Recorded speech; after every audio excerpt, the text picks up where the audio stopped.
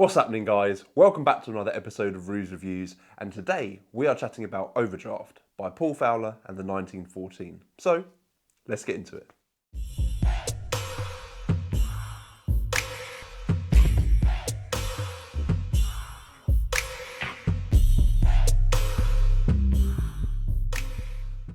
So, before we get into this, I know what you're thinking. Rue, it's been a hot minute. Where have you been?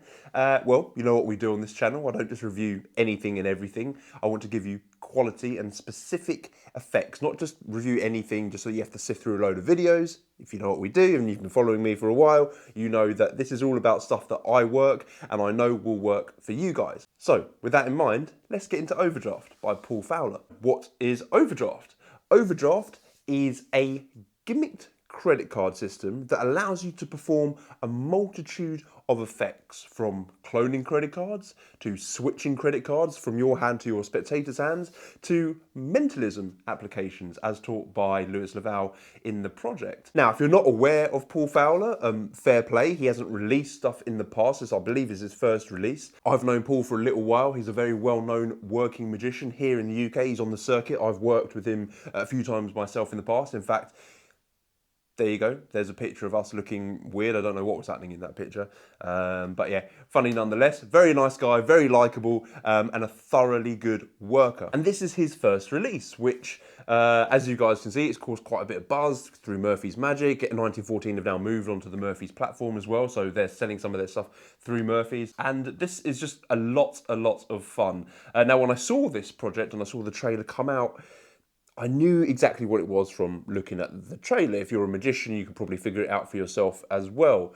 But this was something that I thought, those credit cards actually look real, right? Now, I don't know about you guys, but I'm sick to death of Bank of Mum and Dad credit cards for magic tricks that look like cardboard and have multiple reveals on them and look nothing like a credit card at all.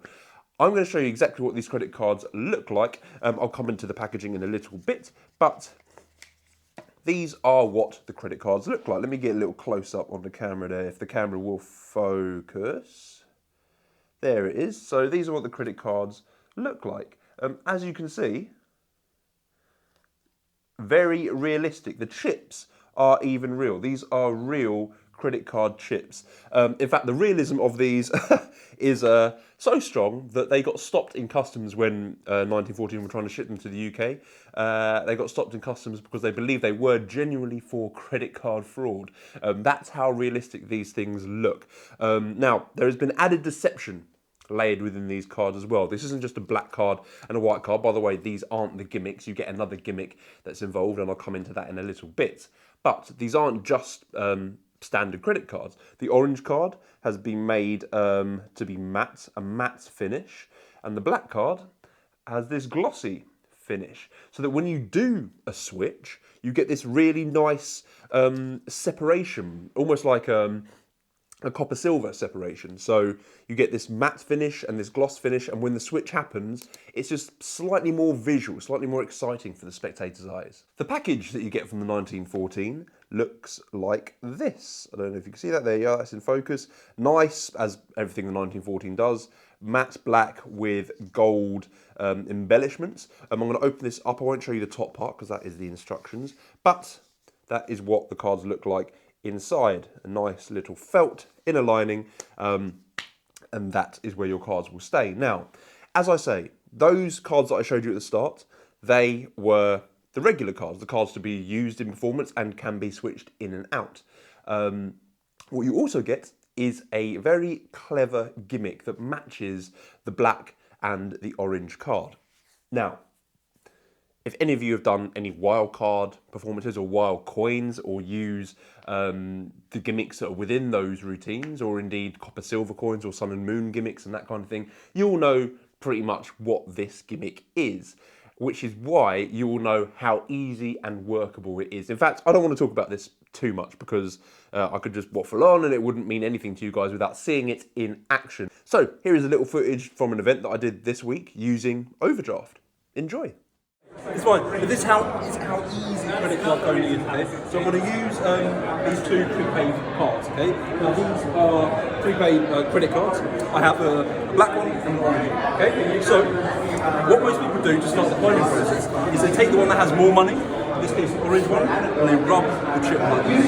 Okay, that starts the cloning process. So look, I pass it through my hands like this. This is where the cloning process starts to happen. The second time, maybe you can see it happen. On the third time, that's when the black card changes. So now I have 2 orange cards, and I can go and spend a bit of money.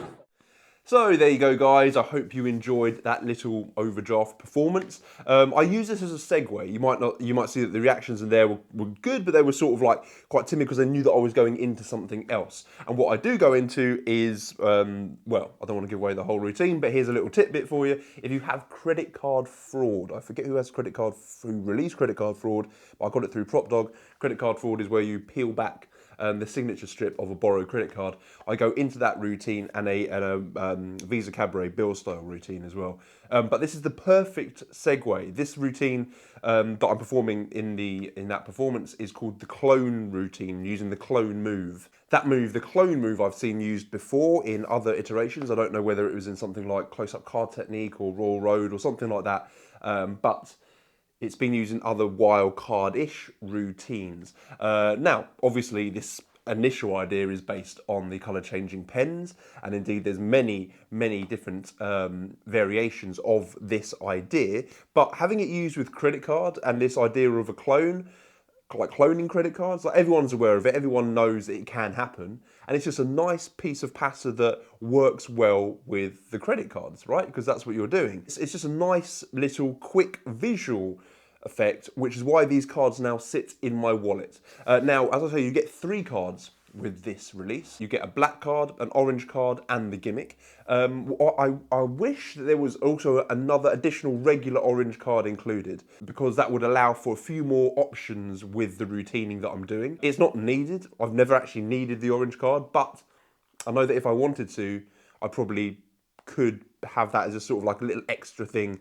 Would have been a little bit helpful, but completely fine. 3 cards is all you really need to accomplish the routines on this download. What you get in the download is what you would expect from the 1914. For those of you that don't know my connection with the 1914, I released my effect Evanescent through them last year, I believe, and you can see the full review from Magic Orthodoxy up here. As I know from working with them, everything they do is extremely thorough and it's practical, and they just get straight to the point, meaning that I knew that this download would be exactly the same. It's Paul in a really cool looking room teaching you these effects directly to camera.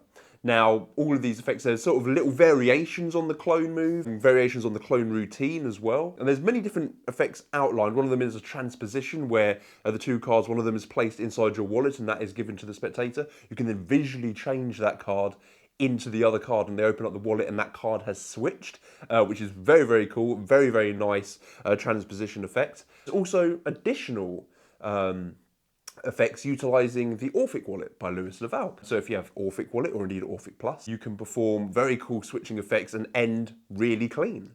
But not only do you get the visual changes and the aspects with this, you also get mentalism applications. So if you guys know what the 1914 do, it's mainly mentalism, but they have a little segment of their world which is close-up magic and magic in general. And the actual mentalism aspects and applications with this routine are very cool. Lewis teaches a routine where each credit card is placed into an envelope, and you're able to force whether they get the black card or the orange card. There's also a really cool routine where Lewis changes the perception of the credit card, and indeed your spectator's perception as well, where you're able to take a photo of them holding an orange credit card on their phone. When they take the photo of the orange card, they look back on their phone and it is changed to a picture of the black card, which is very cool. It's a very, surreal moment for the spectator when they can leave with a souvenir that's on their phone that can't be changed. So yeah, very nice addition to this project as well. And finally on the project, you get a bonus routine that incorporates a magic square. So I'm not giving too much away when I say that, but if you've ever done a magic square in your life, this is not a bonus video, this is a bonus PDF that the 1914 put out for you. If you've never done a magic square before, these credit cards have just a little bonus that's set up within the credit card that allow you to perform a magic square, but with no additional major mathematics. Okay, now I've never performed one before because my maths is terrible, but I have a feeling that I could easily try this out and it wouldn't be too much of an effort. So, super cool edition from the 1914, and indeed Louis Laval, who teaches it. So that's it really, guys. There's not much for me to say apart from sorry that I sound a little bit hoarse. I have got a bit of a cold at the moment.